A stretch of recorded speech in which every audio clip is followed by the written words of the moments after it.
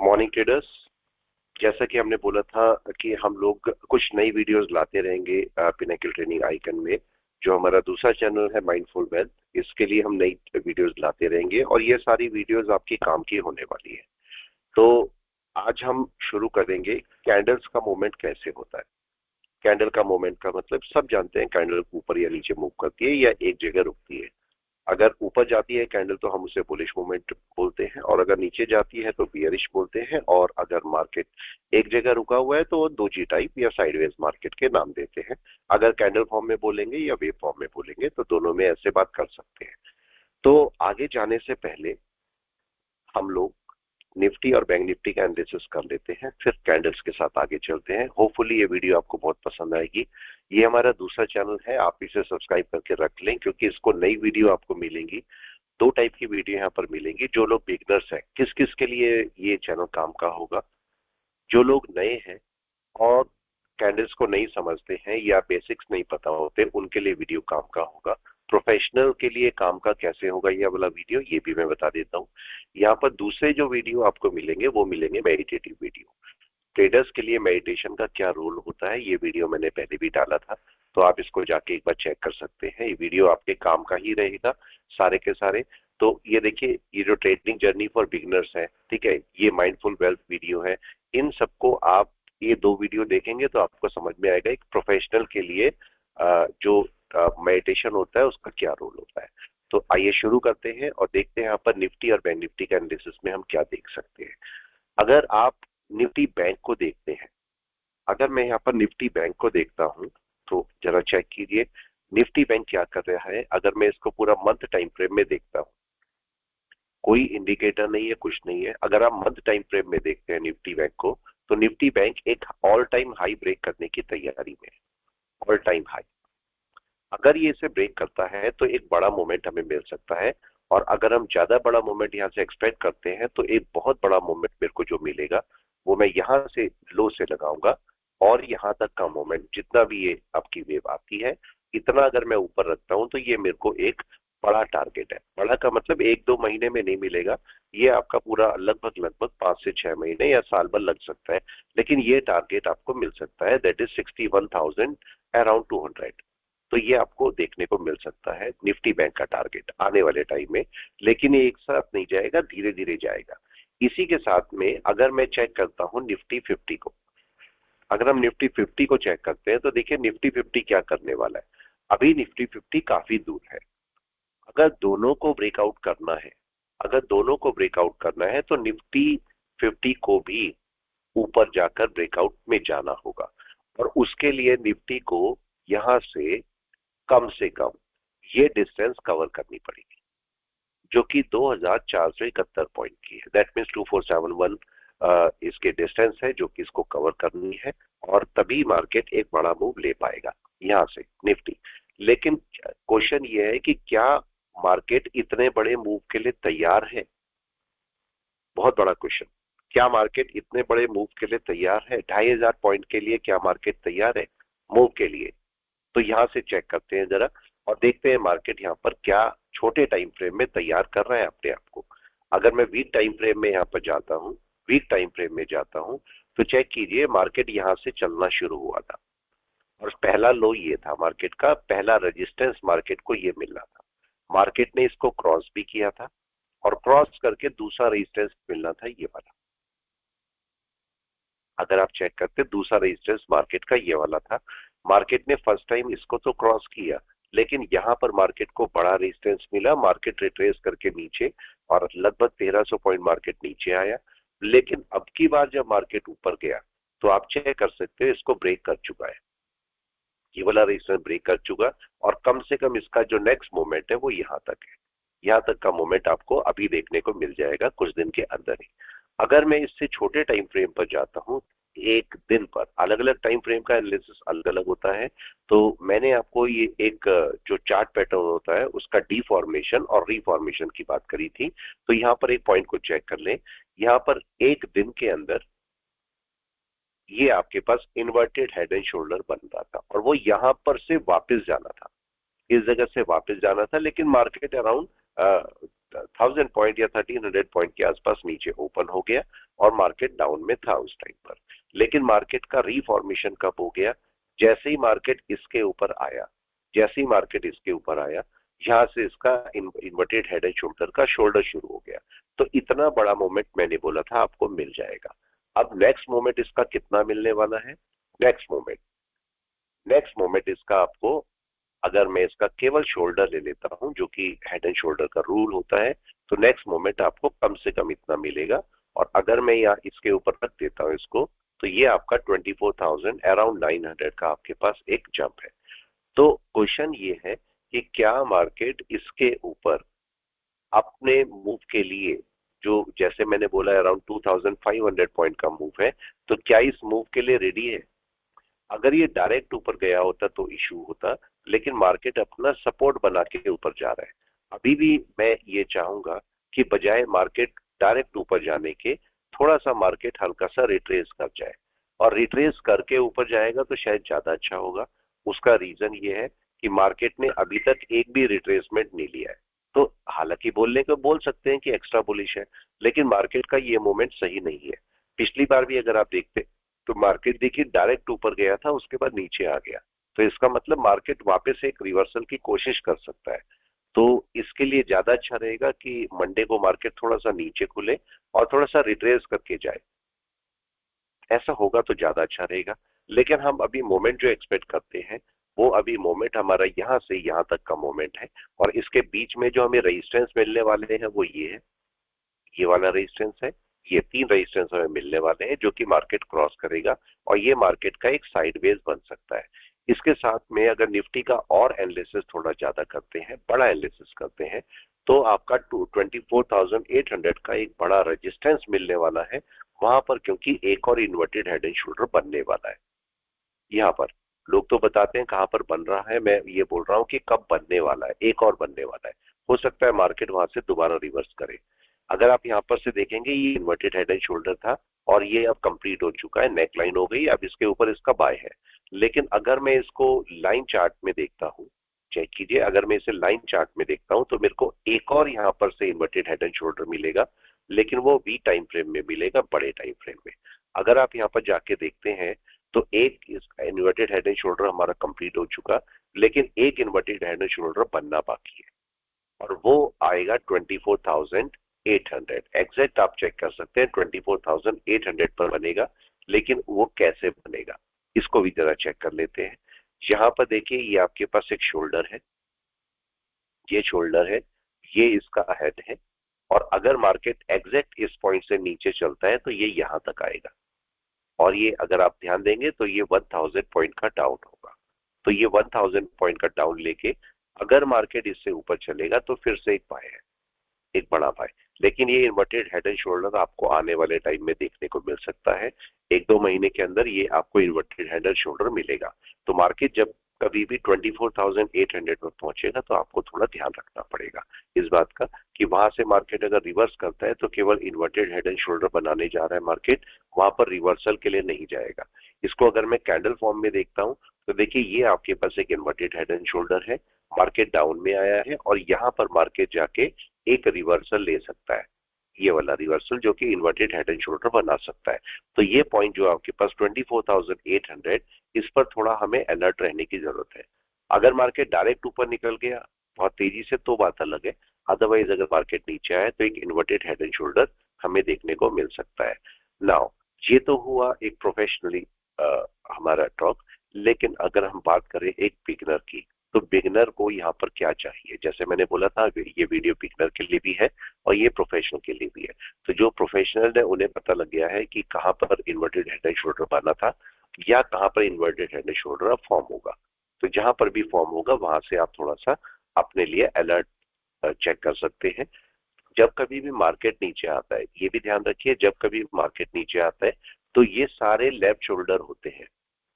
अगर किसी को नहीं पता है, जो भी नया नया इस मार्केट में आया है, तो आप ध्यान करिएगा कि जो भी डाउन होता है ये लेफ्ट शोल्डर्स ऑलरेडी होते हैं, ये सारे लेफ्ट शोल्डर्स हैं। फॉर एग्जाम्पल अगर मैं यहाँ से आपको बना के दिखाऊं एग्जाम्पल के लिए, मार्केट ऐसे नीचे आया, ये सारे लेफ्ट शोल्डर होते हैं जैसे मैं बोल रहा हूँ। मार्केट नीचे आया, देखिए मार्केट यहाँ पर पहुंचा और मार्केट यहाँ पर आएगा, एक आपका इन्वर्टेड हेड एंड शोल्डर बन जाएगा, राइट है। फिर से अगर मार्केट यहाँ से ऊपर पहुंचा, इधर पहुंचा और मार्केट यहाँ से एक रिट्रेसमेंट लेता है, ऊपर जाता है, तो आप चेक कीजिए फिर से कि इन्वर्टेड हेड एंड शोल्डर बन चुका। आप चेक कीजिए इन्वर्टेड हेड एंड शोल्डर बन चुका। तो ये इन्वर्टेड हेड एंड शोल्डर होते हैं, लेकिन केस ये है कि कौन सा वाला डाउन बड़ा है, यहाँ पर से कौन सा डाउन बड़ा है, वो इन्वर्टेड हेड एंड शोल्डर ज्यादा अच्छा काम करेगा, या वहां से मार्केट के रिट्रेसमेंट के चांसेस बहुत ज्यादा होंगे। अगर आप यहाँ से देखते तो देखिए ये, हालांकि ये भी एक इन्वर्टेड हेड एंड शोल्डर बना है, जैसे हम बोल रहे हैं बना है, लेकिन ये भी बनेगा, लेकिन दोनों में से कौन बड़ा है? ये इतना बड़ा इन्वर्टेड हेड एंड शोल्डर नहीं था, लेकिन ये बड़ा इन्वर्टेड हेड एंड शोल्डर है। तो इसका मतलब इस जगह से मार्केट दोबारा से रिट्रेस कर सकता है बड़ा, और नीचे भी आ सकता है। चलिए आगे चलते हैं, देखने की कोशिश करते हैं कि आगे बिगनर्स के लिए यहाँ पर क्या है, इस वीडियो के अंदर बिगनर के लिए क्या है।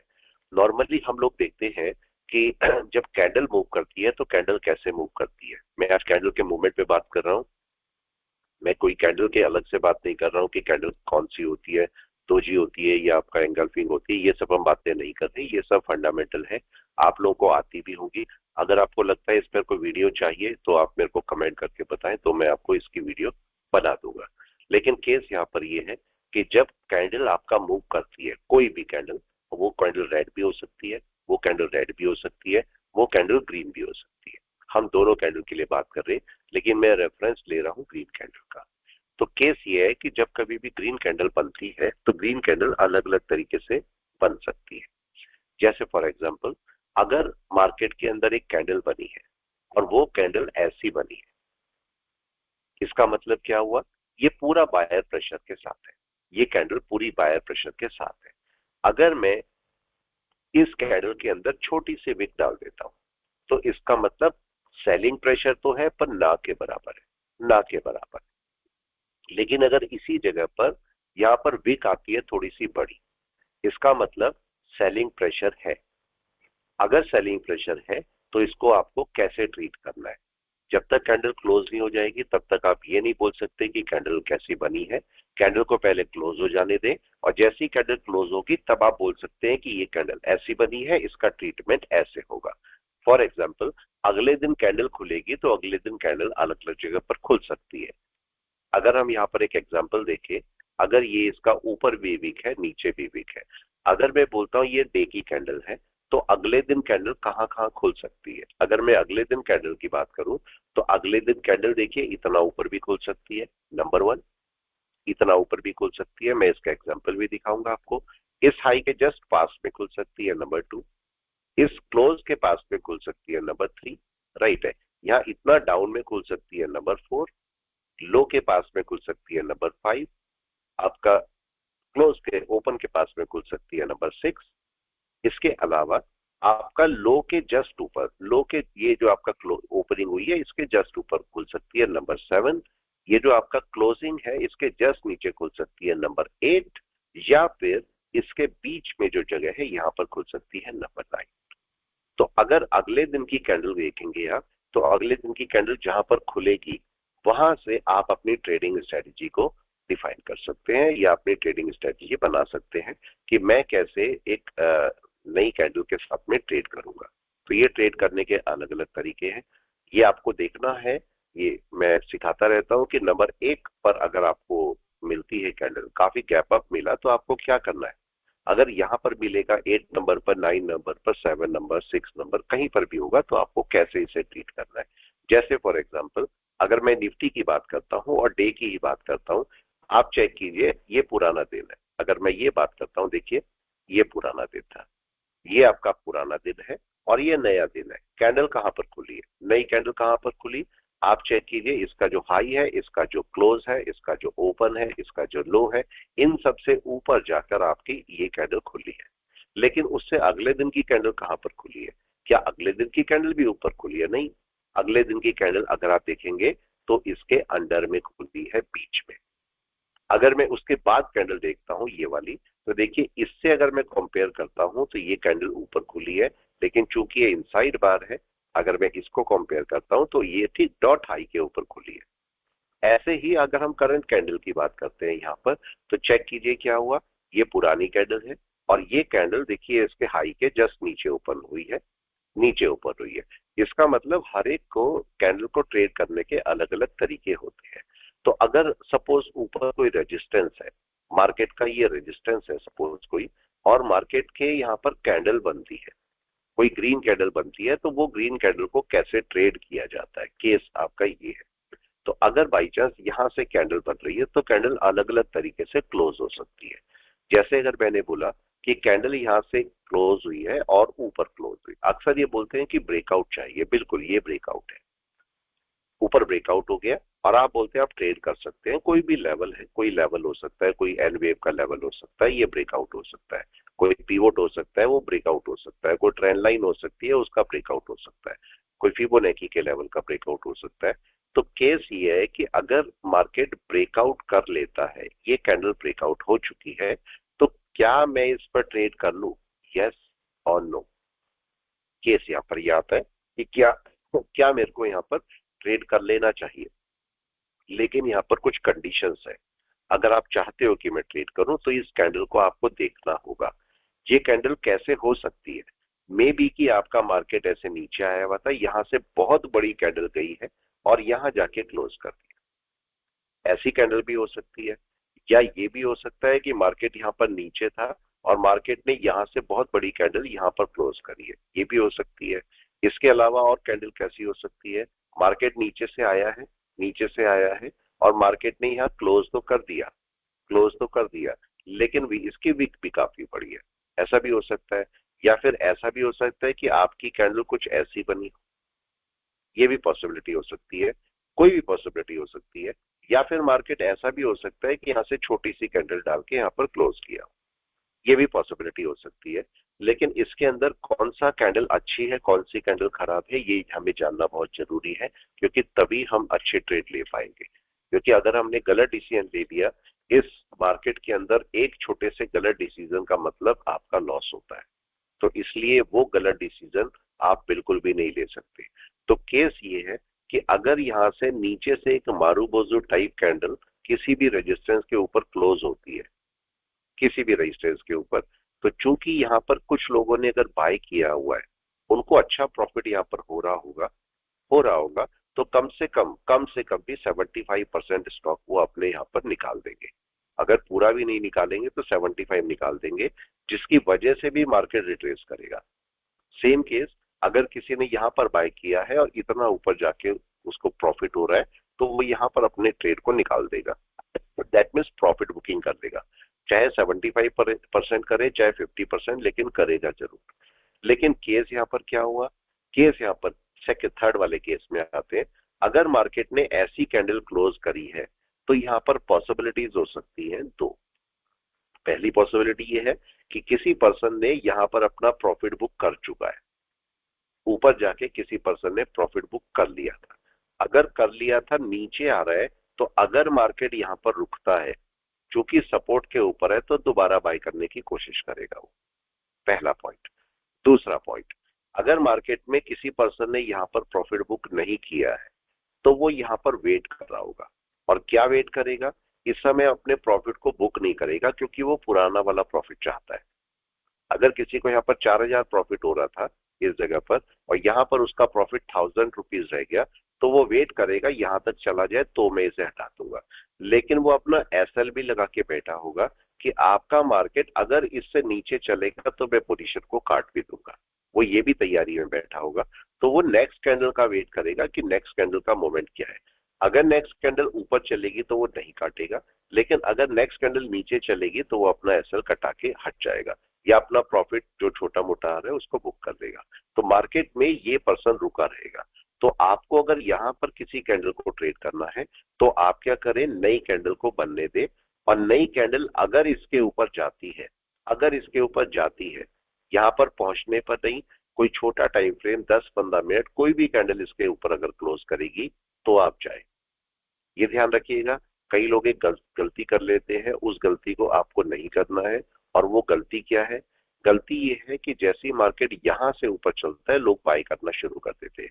लेकिन यहाँ पर साइकोलॉजी को समझ लें, अगर किसी पर्सन को यहाँ 4,000 का प्रॉफिट हो रहा था, यहाँ पर 1,000 रुपए का प्रॉफिट हो रहा है, तो वो यहाँ पर एक्सपेक्ट कर रहा होगा कि मार्केट अगर 4,000 देगा तो मैं काट दूंगा। तो इसलिए इस पोजीशन पर मतलब हाई के ऊपर मार्केट के अंदर प्रॉफिट बुकिंग होगी। तो इसीलिए बोलते हैं कि हाई के ऊपर छोटे टाइम फ्रेम की कम से कम एक कैंडल क्लोज हो जाने दो, उसके बाद आप इसको ट्रेड को ले सकते हो। तो इसका तरीका ये है। अगर मैं नेक्स्ट कैंडल की बात करता हूं तो नेक्स्ट कैंडल देखिए, सेलर इसको नीचे तक लाके ले आए हैं। अगर आपको भी पता है इसके नीचे मार्केट चलेगा तो सेलिंग पार्ट में आ जाएगा। तो अगर कभी ऐसी कैंडल बनी है तो इसको पहले श्योर कर लें कि मार्केट ऊपर रुक रहा है, मतलब नेक्स्ट कैंडल ऊपर जाके क्लोज होनी चाहिए, उसके बाद ऊपर चलेगी, यहां पर भी बाय नहीं होती। रूल सेम रहेगा। ये कैंडल पुरानी वाली कैंडल यहां पर आपकी नई बनी थी, जबकि आपका नई कैंडल नीचे बन रही है, तो इसको डबल काम करने पड़ेंगे। पुरानी वाली यहाँ पर सपोर्ट के ऊपर थी तो केवल हाई के ऊपर आपको बाय करना था, लेकिन यहाँ पर दो काम करने हैं।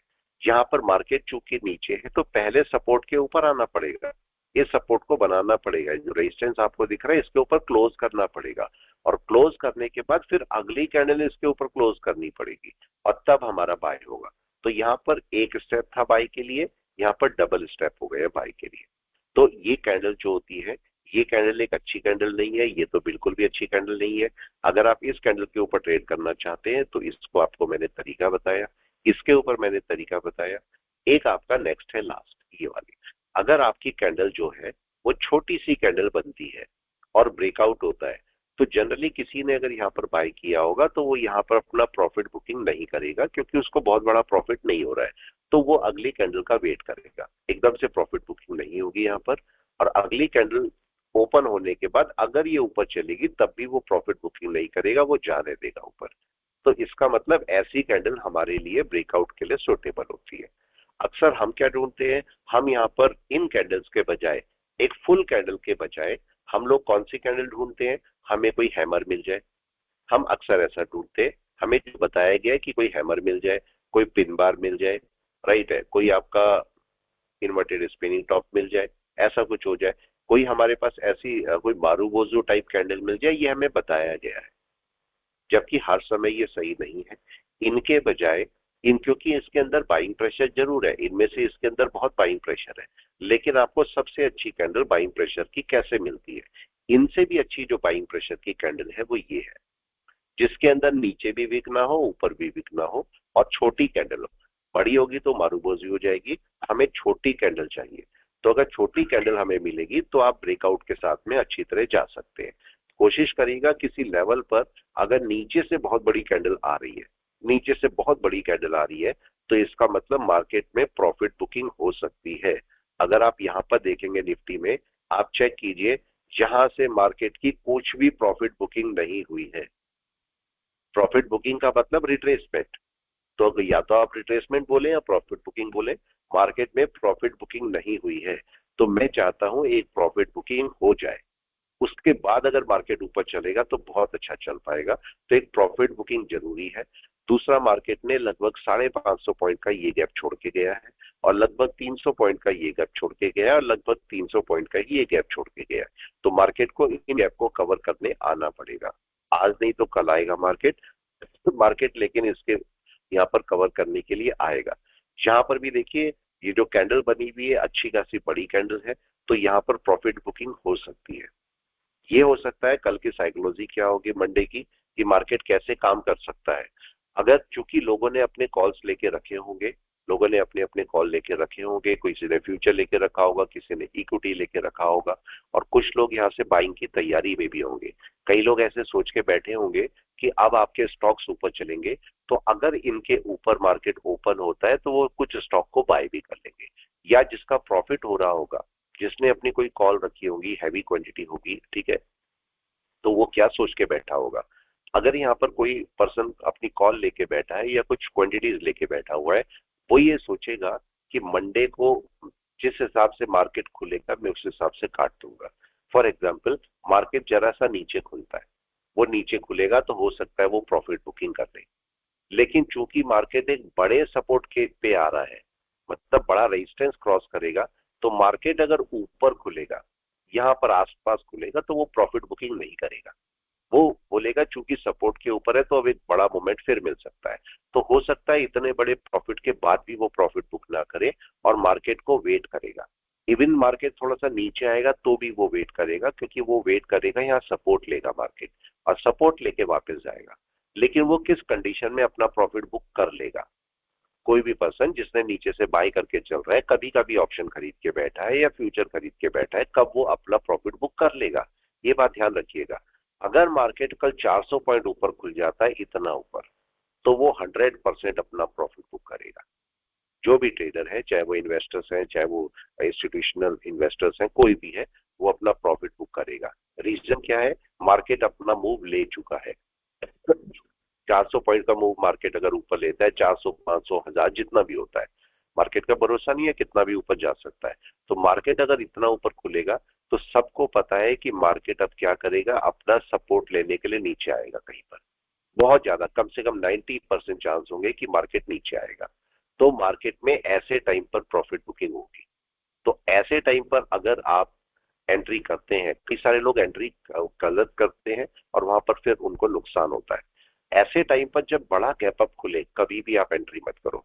बड़ा गैप डाउन खुले, कभी भी आप सेलिंग के लिए एंट्री मत करो। हमारा दिमाग हमें बोलता है कि इतना बड़ा गैप अप है तो मतलब बहुत अच्छी बाय आई, और हम अक्सर यहाँ पर बाय कर लेते हैं और मार्केट गैप कवरिंग करने आ जाता है।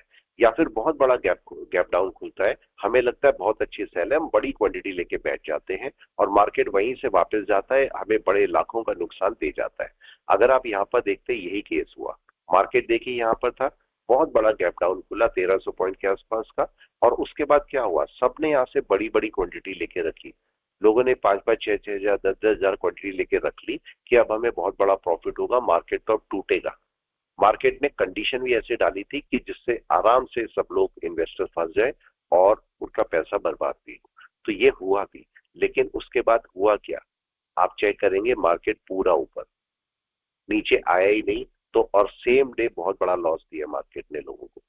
मैंने जबकि यहाँ पर लोगों को मना किया था, यहाँ पर सेल बिल्कुल भी नहीं करना है, बिल्कुल भी नहीं करना। उसका रीजन था, रीजन अगर आप जाते हैं, टेक्निकल रीजन पर जाएंगे तो जरा पीछे जाके चेक कीजिए। एक बहुत बड़ा सपोर्ट था यहाँ पर, बहुत बड़ा सपोर्ट, छोटा मोटा सपोर्ट नहीं। आप चेक कीजिए, ये इलेक्शन का दिन था, ये इलेक्शन का दिन था, और इलेक्शन वाले दिन भी इसने यहाँ पर सपोर्ट लिया और पूरी रैली ले गया ऊपर।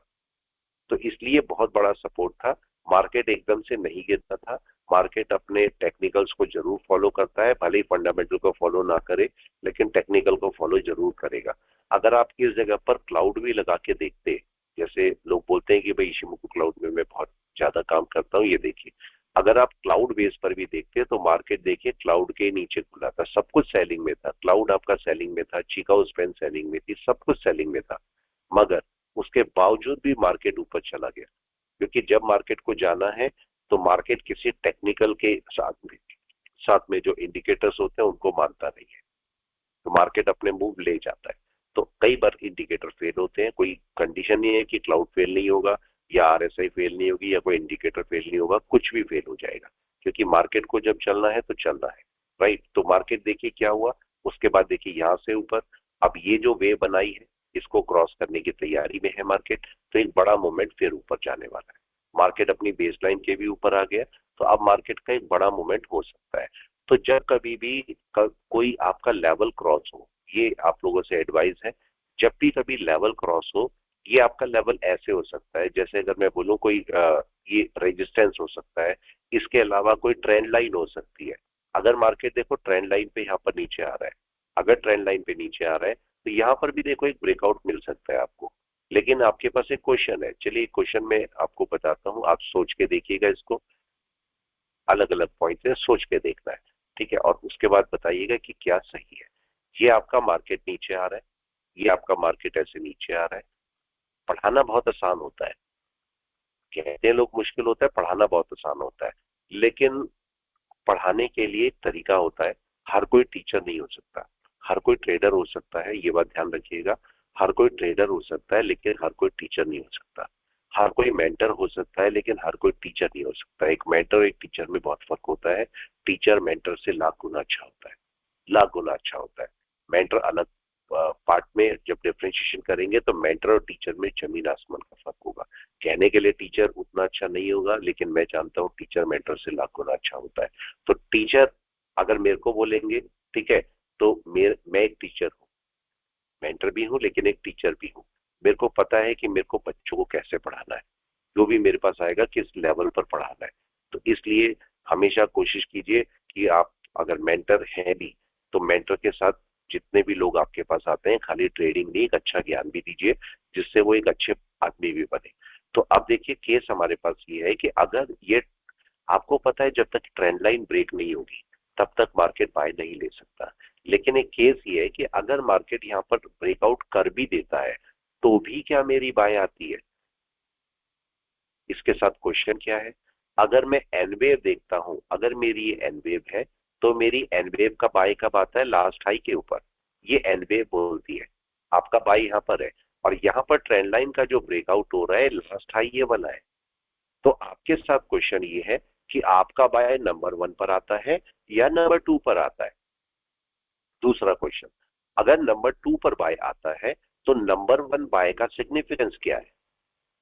क्या मैं नंबर 1 बाय को ले लूं या फिर इसका रूट चेक करूं कि कैसे जा रहा है? ऊपर डायरेक्ट जा रहा है, एनवे बना के जा रहा है, सपोर्ट रेजिस्टेंस बना के जा रहा है, क्या कर रहा है? ये आपको आंसर देना है। अपने आप से पूछिए इसका आंसर क्या हो सकता है। सेम केस, अगर मार्केट किसी रेजिस्टेंस के ऊपर आता है, सपोज ये रेजिस्टेंस है, आपको लगता है मार्केट इसके ऊपर चला है, इसके ऊपर चला है, तो दूसरा क्वेश्चन, अगर कोई कैंडल यहां पर बन जाती है तो अगर उसके उसके साथ में विक भी है, मतलब सेलिंग प्रेशर भी है, तो नेक्स्ट कैंडल का मेरे को वेट करना चाहिए। ये जो कैंडल है, ये क्वेश्चन ये है कि ये कैंडल 5 मिनट की होनी चाहिए या कम से कम 1 घंटे की होनी चाहिए, दोनों में से क्या जरूरी है? या दिन की होनी चाहिए, या वीक की होनी चाहिए, या मंथ की होनी चाहिए? कौन से टाइम फ्रेम के लिए मैं इंट्राडे कर सकता हूं और कौन से टाइम फ्रेम के लिए मैं सीएनसी कर सकता हूं? नेक्स्ट क्वेश्चन, अगर मार्केट किसी रेजिस्टेंस के ऊपर जाता है तो क्या मार्केट को मेरे को एक एन वेव चेक कर लेनी चाहिए या डायरेक्टली एंट्री कर जाना चाहिए? मतलब क्या कैंडल के ऊपर मैं डायरेक्ट एंट्री कर जाऊं या कोई एन वेव चेक करूं? ये सारे क्वेश्चंस हैं जो आपको अपने आप से पूछने पड़ेंगे और जिनका आंसर आपको अपने आप से लेना पड़ेगा। तो इसलिए कैंडल जब क्लोज होती है तो उस कैंडल का आप बाइंग और सेलिंग प्रेशर जरूर चेक कर लें, उसके साथ में वर्क करें। जैसे अगर मैं निफ्टी 50 को देखता हूं, इन सबको हटा देता हूं, लास्ट कैंडल का जरा बाइंग प्रेशर चेक कीजिए। लास्ट कैंडल के अंदर अच्छा खासा बाइंग प्रेशर है और सेलिंग प्रेशर ना के बराबर है। पिछली वाली कैंडल भी देखिए आपके पास क्या था, ये आपको अगर देखते तो नीचे वीक नहीं थी और ऊपर आपका सेलिंग प्रेशर ना के बराबर था। उसका रिजल्ट था कि मार्केट आपको ऊपर मिला। तो मार्केट बोलता है कि भाई अभी सेलिंग प्रेशर कम है, अगर ऊपर खुलता है मार्केट तो एक बड़ा जंप दोबारा से दे सकता है। तो ये सारी जो कैंडल्स हैं जो बन रही है इनको आप जरूर से चेक कीजिए, और कैसी कैंडल क्लोज कर रही है इसको भी चेक कीजिए। अगर किसी ने ध्यान दिया होता, अगर किसी ने ध्यान दिया होता तो देखिए ये कैंडल आपका वीक की क्लोज हुई थी। अगर कैंडल नीचे यहां भी खुल जाती तो भी मैं हाई के ऊपर जाने पर बाय करता। अगर कैंडल नीचे खुली है तो देखिए तो बिल्कुल ही नीचे खुली है, आप चेक कीजिए पुराना वीक और नया वीक कहां पर है, जमीन आसमान का अंतर है यहाँ पर। तो आपकी बाय कहां पर होनी है? इसके ऊपर। तो यहां तक जाने का वेट कीजिए। आज नहीं जाएगा मार्केट, कल जाएगा, लेकिन जाएगा जरूर और अपनी बाय जरूर लेगा। तो आप इन पॉइंट को हमेशा चेक कर सकते हैं कि मार्केट का रेजिस्टेंस कैसे बना है, आपका कोई चार्ट पैटर्न फॉर्म हुआ है कि नहीं हुआ है, या होने वाला है, और होने वाला है तो क्या आप पहले से उसे प्रेडिक्ट कर सकते हैं कि मार्केट का वो चार्ट पैटर्न कैसा काम कर सकता है। अगर आप देखेंगे तो आपको बहुत नई नई चीजें इसके अंदर मिलेंगी। तो ये जो नए लोग हैं उनके लिए वीडियो था, पुराने लोगों के लिए मैंने आपको चार्ट पैटर्न बताया है, कहां से मार्केट मूव कर सकता है, कितना मूव कर सकता है। तो एक बड़ा मूव मार्केट के हाथ में है इस समय, और जो कि 1000 पॉइंट का तो है ही है, इसके ऊपर जाएगा तो अराउंड 1500 पॉइंट और है। तो यहाँ से मार्केट के पास 1500 पॉइंट है और यहाँ से मार्केट के पास 1000 पॉइंट है। तो टोटल 2500 पॉइंट मार्केट के पास है जो हम कैप्चर कर सकते हैं बुलिश ट्रेंड के लिए अभी। तो थोड़ा सा वेट कीजिए और मार्केट को मूव करने दीजिए। नेक्स्ट वीडियो फिर मैं आपके लिए लेके आऊंगा। तब तक आप जरूर ये करिए कि माइंडफुल वेल्थ आपके काम का ये चैनल है, तो इसको सब्सक्राइब करके रख लीजिए। इसमें नए नए छोटे छोटे वीडियो आएंगे। ये कोई लर्निंग नहीं है, ध्यान रखिएगा। माइंडफुल वेल्थ के अंदर कोई सीरीज नहीं चल रही है जिससे मैं आपको सिखाऊंगा या मैं कोई ट्रेडिंग सिखा रहा हूँ, नहीं सिखा रहा हूँ, कुछ भी नहीं कर रहा हूँ। ये चैनल नया क्रिएट किया है मैंने, और ये इसलिए क्रिएट किया है कि जितने भी ट्रेडर्स होते हैं उनको छोटे छोटे पॉइंट पर लॉस होते हैं। तो वो छोटे छोटे पॉइंट कौन से होते हैं जिनका आपको ध्यान रखना होता है। हम यहाँ पर कोई लर्निंग नहीं कर रहे हैं कि हम पूरी सीरीज चला रहे हैं, मैं आपको ट्रेडिंग सिखाऊंगा, कुछ भी नहीं है ऐसा। लेकिन जो छोटे छोटे पॉइंट्स हैं वो उन पूरी ट्रेडिंग से लाख गुना अच्छे हैं। क्योंकि जितना भी आप करते हैं, चाहे आप कोर्स कर लें, कहीं से बड़े बड़े कोर्स कर लें, आपको तब भी छोटे छोटे पॉइंट पर नुकसान होते हैं। उन छोटे छोटे पॉइंट को अगर हम थोड़ा सा ध्यान रखेंगे तो शायद हमारी लॉस नहीं होंगे। यहाँ पर से दो चैनल हमारे पास है, एक आपका पिनाकल ट्रेनिंग आइकन है और दूसरा आपका माइंडफुल वेल्थ है। अगर आप यहाँ पर चेक करेंगे तो आपको दो चैनल मिलेंगे, पिनाकल ट्रेनिंग आइकन्स और माइंडफुल वेल्थ, दोनों मेरी ही है। दोनों चैनल में से आप सब्सक्राइब करेंगे तो पिनाकल ट्रेनिंग आइकन जो प्रोफेशनल है उनके लिए है, और माइंडफुल वेल्थ जो बिगनर्स है उनके लिए, या जो मेडिटेटिव पर्सन है उनके लिए काम करेगा। तो आप दोनों चैनल में से किसी को भी सब्सक्राइब कर सकते हैं, लेकिन ज्यादा अच्छा रहेगा कि अगर आप बिगनर हैं तो माइंडफुल के लिए जाएं, और अगर आप प्रोफेशनल है तो आप पिनाकल ट्रेनिंग के लिए जाएं। आप आराम से इन चैनल को सब्सक्राइब करें, देखें, और जितनी नॉलेज मिलती है वो आप कमेंट में मेरे को बताएं कि क्या ये आपके काम के होते हैं। क्योंकि ये फ्री ऑफ कॉस्ट आपके पास ये वीडियोस आपको मिल रहे हैं, इसका कोई चार्ज नहीं है। तो आप आराम से इनको देख सकते हैं और कितनी बार भी देख सकते हैं। आपके नोट्स बना सकते हैं, इनसे डायरी मेंटेन कीजिए। जैसे एक इंपॉर्टेंट पॉइंट और है, ये चार्ट, ये मैं सबको बोलता हूँ ट्रेडर्स को कि ये चार्ट है, इस चार्ट के ऊपर आप क्या क्या देखते हो इन पॉइंट्स को नोट करो। इन चार्ट्स के ऊपर, ये एक प्लेन चार्ट है, इस प्लेन चार्ट के ऊपर, अगर ये प्लेन चार्ट, मैं भी, करोड़ों लोग इस प्लेन चार्ट को देख रहे हैं निफ्टी को, और इसी के ऊपर ट्रेड करते हैं, लाखों करोड़ों का लेन देन होता है इसके ऊपर, लाखों करोड़ों का फायदा नुकसान होता है इसी के ऊपर। इसका मतलब इसी चार्ट के ऊपर कुछ ना कुछ छुपा हुआ है। लेकिन केस क्या है, अगर मैं इस चार्ट को देख रहा हूं और आप इस चार्ट को देख रहे हो तो इसमें क्या फर्क है। मैं इसमें कम से कम 50 चीजें देख डालता हूं एक इंस्टेंस में, एक बारी में। अगर चार्ट मेरे सामने आया तो इसमें से कम 50 चीजें मेरे सामने आ जाएंगी। लेकिन हो सकता है आप इसमें से एक या दो ही चीज देख पा रहे हो सकता है वो खाली कैंडल हो, केवल कैंडल हो। मैं तो बनने वाले भी चार्ट पैटर्न आपको बता सकता हूँ कि कौन से टाइम में कौन से चार्ट पैटर्न बनेंगे, वो भी मैं बता सकता हूँ, जो कि आप वो फोरकास्ट नहीं कर सकते। तो मैं तो उसमें 50 चीजें देख लेता हूँ, लेकिन आप एक दो चीजें ही देख लेते हो। तो इसका मतलब एक दो चीजें अगर आपने देखी तो दैट मीन्स 48 चीजें मिसिंग है। इसका मतलब उन 48 पॉइंट पर आप नुकसान कर सकते हो। तो आप एक डायरी बनाएं जिसमें आप ये लिखें कि चार्ट पर, प्लेन चार्ट के ऊपर क्या क्या ऐसी चीजें हैं जो कि आपको नोट करनी चाहिए, और जैसे ही चार्ट आपके सामने आता है तो इनमें से कितनी सारी चीजें आप नोट कर पाते हैं। ये बातें भी थोड़ा सा ध्यान में रखें, इससे आपको ट्रेडिंग सीखने में हेल्प होगी। मैं वीरेश्वर वशिष्ठ, मैं अपना इंट्रोडक्शन दे देता हूँ। मेरा नाम वीरेश्वर वशिष्ठ है। मैं देहरादून, जो कि उत्तराखंड में आता है, इसके अंदर एक छोटा सा गांव है हर्रा वाला, मैं वहां से बिलोंग करता हूँ, वहां से ही ट्रेडिंग कराता हूँ। मेरे को लोगों ने बोला था ट्रेडिंग जब आप करोगे या कराना चाहते हो तो आपको किसी बड़े शहर जाना पड़ेगा, तो ट्रेडिंग गांव से नहीं होती है। लेकिन मैंने सबको ये बोला था कि अगर मेरे अंदर हुनर है तो सब लोग मेरे पास आएंगे, आज नहीं तो कल। अगर मेरे अंदर हुनर है तो मैंने अपने हुनर को ठीक किया, मेरे को किसी ने सिखाया नहीं है, ये सारी चीजें मैंने अपने आप सीखी हैं। इसीलिए मेरी टीचिंग स्टाइल बिल्कुल अलग है। मेरी टीचिंग स्टाइल किसी से मैच नहीं करेगी। मैं किसी का देख के कोई वीडियो नहीं आपको बताता हूँ। ये सारी जितनी टेक्निक्स हैं, जितने तरीके हैं, ये सब मेरे खुद के बनाए हुए हैं। तो इसलिए मेरी सारी टेक्निक्स अलग ही मिलेंगी। तो इसलिए आप लोगों से रिक्वेस्ट है, आराम से चार्ट को देखें, चार्ट को एनालिसिस करें, जहां दिक्कत आए तो उस टाइम पर वीडियो को देखें और उन टेक्निकल प्रॉब्लम्स को सॉर्ट आउट करें। Thank you all of you, thanks a lot.